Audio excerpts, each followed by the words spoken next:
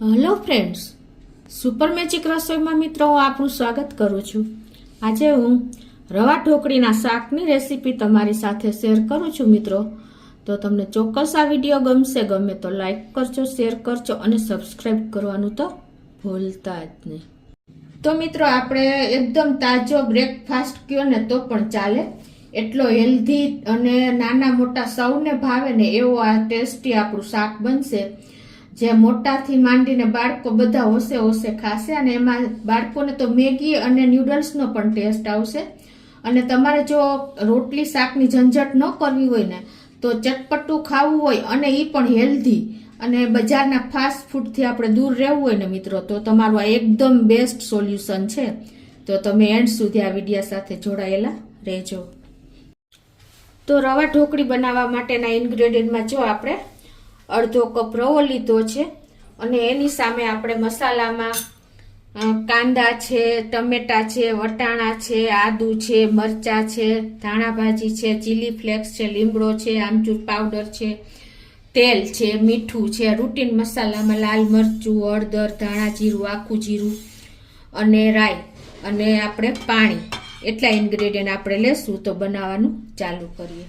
તો મિત્રો પહેલા તો આપણે રવા ઢોકળી બનાવવા માટે ગેસ ઓન કરી અને એક પેનમાં આપણે 1 કપ જેવું પાણી મૂકી દેશું। પરફેક્ટ મેજરમેન્ટ સાથે જ હું તમને આ રેસીપી શેર કરું છું। અને આ પાણીને આપણે હલકું ગરમ કરી લેશું। એમાં આપણે ટેસ્ટ એકોર્ડિંગ 1 ટીસ્પૂન જેવું મીઠું નાખી દેશું અને અડધી ટીસ્પૂન જેવા આપણે ચીલી ફ્લેક્સ નાખી દેશું।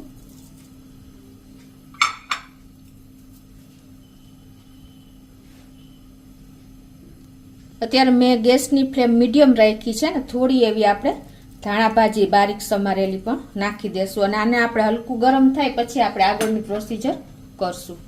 તો હવે પાણી આપણું ગરમ થઈ ગયું છે અને આપણે ગેસની ફ્લેમ મીડિયમ જ રાખી છે। તો હવે આપણે આજે અડધો કપ રવો લીધો છે ને એ આપણે આમાં એડ કરી દેશું અને હવે આને આપણે કન્ટિન્યુ ચલાવતા ચલાવતા આપણે લોટ તૈયાર થાય ને એટલું આપણે થીક કરી લેશું। આ રીતે હલાવતા હલાવતા કૂક કરી લેશું।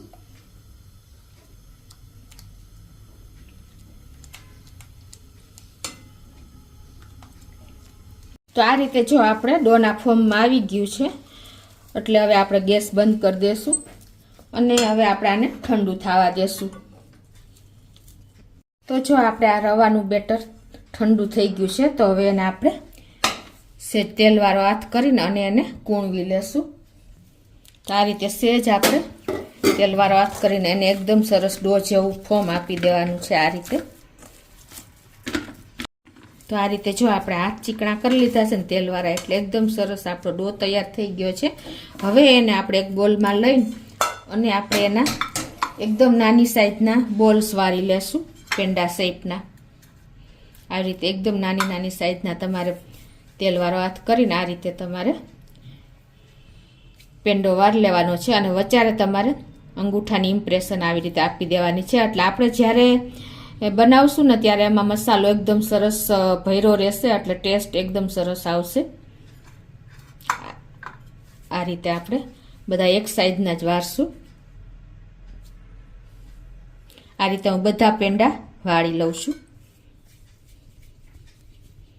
હવે આ રીતે જો આપણે રવાના ચપટા ગોળા વાળી લીધા છે અને આને વચ્ચે આપણે પ્રેસ કર્યા છે એટલે એમાં મસાલો ભરાશે ને એટલે એકદમ ટેસ્ટી થશે। અને એકદમ મેં નાની સાઈઝના વાર્યા છે, એનું કારણ એ છે કે જ્યારે આપણે અંદર ચડશે ને કૂક થશે ને એટલે એકદમ ફૂલી જશે। તો આ બાજુ આપણે ગેસ ઓન કરી અને 1 ટેબલ સ્પૂન જેવું આપણે પેનમાં તેલ પણ મૂકી દેશું। તો આપણું તેલ પણ ગરમ થઈ ગયું છે તો એમાં આપણે અડધી ટીસ્પૂન જેવી રાઈ, અડધી ટીસ્પૂન આખું જીરું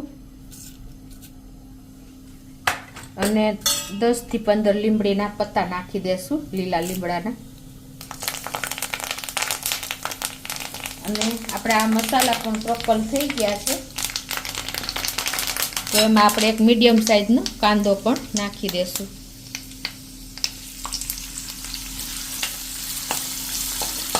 અને આને આપણે 1 મિનિટ આ રીતે કૂક કરી લેશું. હવે આમાં આપણે 1 ચમચી જેવું આદું ગ્રેટ કરી લીધું છે એ નાખી દેશું અને 2 લીલા મરચાં એકદમ બારીક સમાર્યા છે એ પણ નાખી દેશું અને એને આપણે આ રીતે મિક્સ કરીને થોડુંક કૂક થવા દેશું.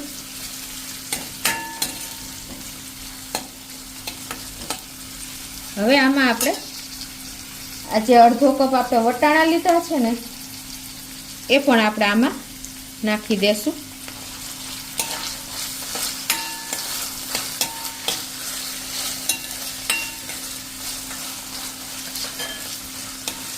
અને એમાં આપણે અડધી ટીસ્પૂન જેવું મીઠું પણ નાખી દેશું.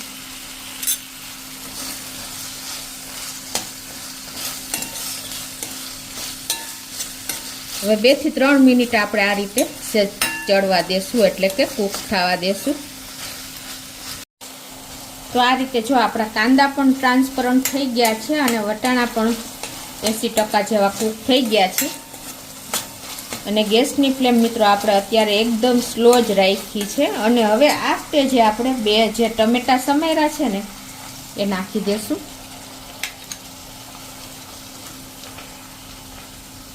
અને એને સરસ આપણે મિક્સ કરી લેશું.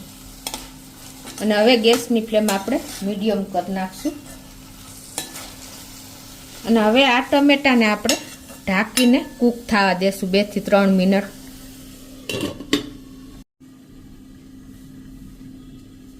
તો જો 3 મિનિટ જેવું થયું છે અને જુઓ આપણે ટમેટા પણ એકદમ સરસ મેશ થઈ ગયા છે. હવે આ સ્ટેજે આપણે એમાં મસાલા કરી લેશું. તો અડધી ટીસ્પૂન જેવી હળદર, અડધી ટીસ્પૂન જેવું લાલ મરચું, 1 ટીસ્પૂન જેવું ધાણા જીરું અને આપણે લાસ્ટમાં અડધી ટીસ્પૂન જેવું આમચૂર પાવડર નાખી દેશું.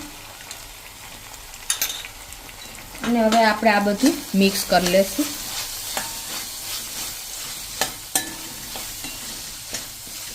અને હવે આ મસાલાને પણ આપણે થોડીક વાર 2 મિનિટ સુધી કૂક થવા દેશું એટલે એકદમ સરસ કલર આવી જાય. તો 2 મિનિટ થઈ ગઈ છે અને જુઓ આપણા મસાલા પણ કૂક થઈ ગયા છે અને આપણે સબ્જી એટલે કે શાક પણ ચડી ગયા છે અને તેલ પણ છૂટું પડી ગયું છે. તો હવે આપણે આમાં 1.5 કપ જેવું આપણે પાણી નાખી દેશું. અને ગેસની ફ્લેમ અત્યારે આપણે ફૂલ કરી દેશું. પાણી આપણે થોડુંક ચડિયાતું નાખી છીએ એટલે શું થશે કે આપણે જે રવાના બોલ્સ નાખશું ને એકદમ ફૂલી જશે અને શોષી લેશે. અને હવે આને ઉભરો આવે ત્યાં સુધી આપણે થવા દેશું. તો જો આપણે એક ઉભરો પણ આવી ગયો છે. હવે ઉભરો આવ્યા પછી હવે આપણે આ જે રવાના બોલ્સ કર્યા છે ને એ આપણે આમાં નાખી દેશું. અને ગેસની ફ્લેમ આપણે મીડિયમ હવે કરી નાખશું.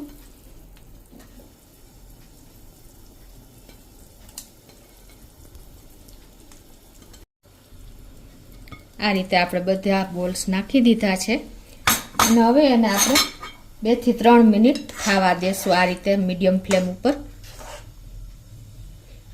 અને આને આપણે કવર કરી દેશું. તો જો 3 મિનિટ થઈ ગઈ છે આપણે ઢાંક્યું એને અને કૂક પણ થઈ ગયું છે જુઓ. તો હવે આપણે આ સ્ટેજે ધાણા ભાજી પણ નાખી દઈએ થોડી એવી. અને હવે આપણે ગેસ બંધ કરી દઈશું અને આ બધું આપણે સરસ મિક્સ કરી લઈએ. જુઓ મિત્રો આપણે એકદમ સરસ આ કૂક થઈ ગયું છે. નાસ્તો આપણો કહીએ બ્રેકફાસ્ટનો. અને આપણે ઢોકળી રવાની ઢોકળીનું શાક કહીએ તો પણ ચાલે. તો હવે એને આપણે સર્વ કરી લેશું.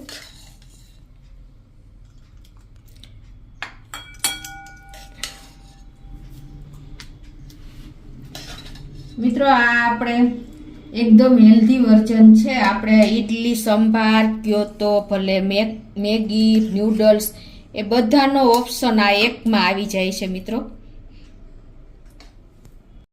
તો મિત્રો આપણે જો રવાની ઢોકળીનું શાક અને આપણો બ્રેકફાસ્ટનો નાસ્તો બધું આપણે રોટલીની પણ જરૂર નહીં પડે એટલું આપણું હેલ્ધી વર્જન તૈયાર થયું છે મિત્રો. તો તમને ચોક્કસ આ વિડીયો ઉપયોગી થશે. તમને ગમે તો લાઈક કરજો, શેર કરજો અને સબસ્ક્રાઈબ કરવાનું તો ભૂલતા જ નહીં.